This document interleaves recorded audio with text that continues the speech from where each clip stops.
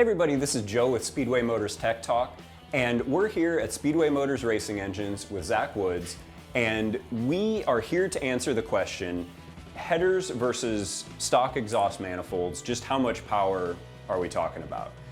Zach, what engine are we using to test this? So this is a real common engine. It's a GM CT604 engine.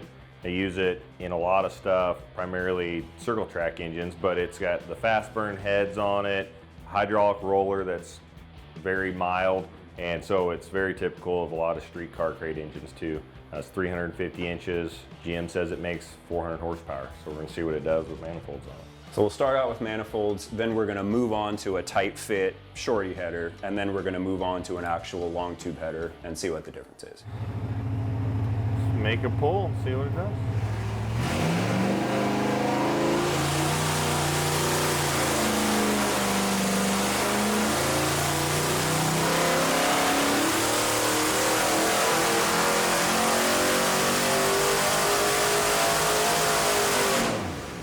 It's crazy how different that sounds.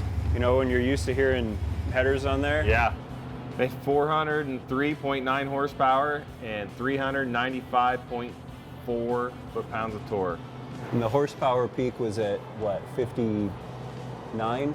Yeah, peak horsepower is over here at 59.6. It kind of plateaued. It really hurt the bottom of the pole down here.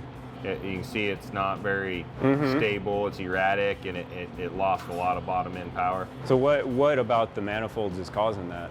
Just restrictions, kind of like putting a muffler on or something like that. It's just not as free flowing, and then once the velocity gets sped up, it didn't hurt it as bad on the top end. So next up, we've got these shorty tight fit headers, and these are kind of representative of, you know, a tube header where space is really, really tight, unequal tube length, really not an ideal design for making horsepower, but it's going to be interesting to see if they actually make more power than the manifolds or not. Yeah, I mean, they should be a little bit more free flowing. They're a little bigger area. The 1 5/8 tube into a 2.5 inch collector with the same kind of exhaust or pipe coming off of it. We'll see if the unrestricted flow and individual pulse tuning will help any or not.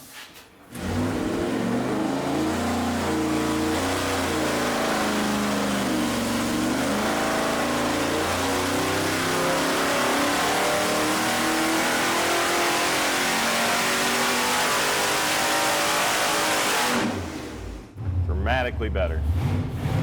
It sounded better. 420 horsepower, 411.5 foot-pounds of torque. It moved it up a little bit. It did move it up a little bit. What's interesting is down here where it was loading, just starting to load the brake and stuff, down at 3,400, 3,000 to 3,400, almost no change, which is a little bit surprising, but it might just be how we're loading the brake a little bit. But it immediately started pulling torque up through there. The faster we turned, it really made power up here. It was at 6,100, 420 horsepower there, and the manifolds were down at 402, almost 20 horsepower, 18 horsepower at 6,100. That's a ton. I'm surprised these are as good as they are. It sounded better. It was really smoother through the pull. You would definitely be able to feel the difference between a manifold and these in the car. Thought I'd paint these old headers that I had in the shop to make them look nice for our video, but obviously that didn't work out very well. All right, so now we're going to move on to long tubes. What are these, Zach? This is a set of 1 3/4 primary tubes to a 3.5 inch collector, and the collector is about 12 inches long. This is primarily a dyno header, but they're made for a sprint car, but this is very typical primary length and collector length you'd see on a performance application. They're just shaped a little different to fit the dyno easier. We're going to call this a long tube header, like chassis header, like you would have on your muscle car with the collectors down under the floorboards. Right. Not only are they bigger, 1 5/8 were the shorties, these are 1 3/4, but the primary tubes are much longer. and it's got a bigger collector, so it should scavenge better and make more power. And it's also sort of worth noting that like what we're seeing here is not going to necessarily be true on every engine. You know, the power gains aren't going to be as extreme on a mild street engine. You know, an 8.5 to 1 327 is not going to see the same kind of horsepower increase that this thing does, going from a manifold to a header. And likewise, you know, something way bigger, the way bigger cam is going to act different. Yeah, you know, the more compression, the more RPM you turn, the more crucial the header is going to be, and the more gains you're going to see from it. And this is a pretty typical engine, though. It's a 350 cubic inches, around 400 horsepower. It's not too extreme, and so far we've seen some pretty good gains already.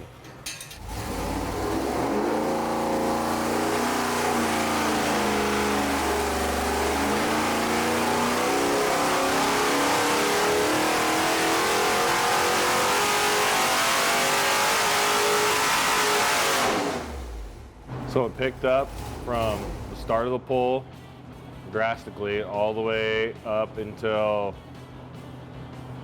5,000, 5,100, and then those little block hugger headers held their own right with it. All the way out to 6,500, 6,400 is what we turned it. The harder you turn it, the restriction doesn't become as noticeable, you know. And here on the bottom, pulse tuning and the not having the restriction and everything, every time we made it better, picked up, you know, drastically. Just from right here is 390 to 400 to 415. I mean, you're 10 to 15 better every time we've made it better down here in your mid-range around 4,000 to 4,500. And that's what you would really feel in a street car. In a street car, yeah. You're not going to tell much difference past 5,500 if you even turn it that hard in a street car, you know. So it didn't affect peak horsepower a whole lot between those little block hugger deals and these long tubes, which is really surprising. Now that we've seen the difference in horsepower and torque, we're going to pay attention to the difference in sound. So, and there is a big difference. We didn't think we would be able to hear it as well as we can here on the dyno. But with the stock manifold, you know, really this thing sounds almost like an old Chevy pickup. And so it's interesting to hear then the difference between the manifolds and the tubular headers.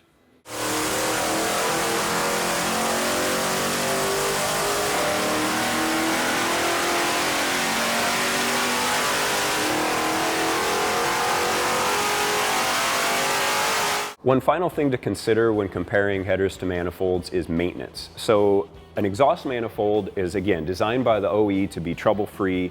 Bolt it to the cylinder head. There's a ton of section around here. It's a cast piece. It's pretty much set it and forget it. Whereas headers are sort of famous for loosening up at the flange, bolts backing off, flanges warping, and then you have an exhaust leak right there at the cylinder head.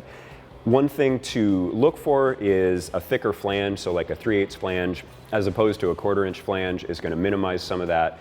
It's also probably something just to keep an eye on when you're doing maintenance on the car. Just put a wrench on the header bolts and make sure that they're still tight.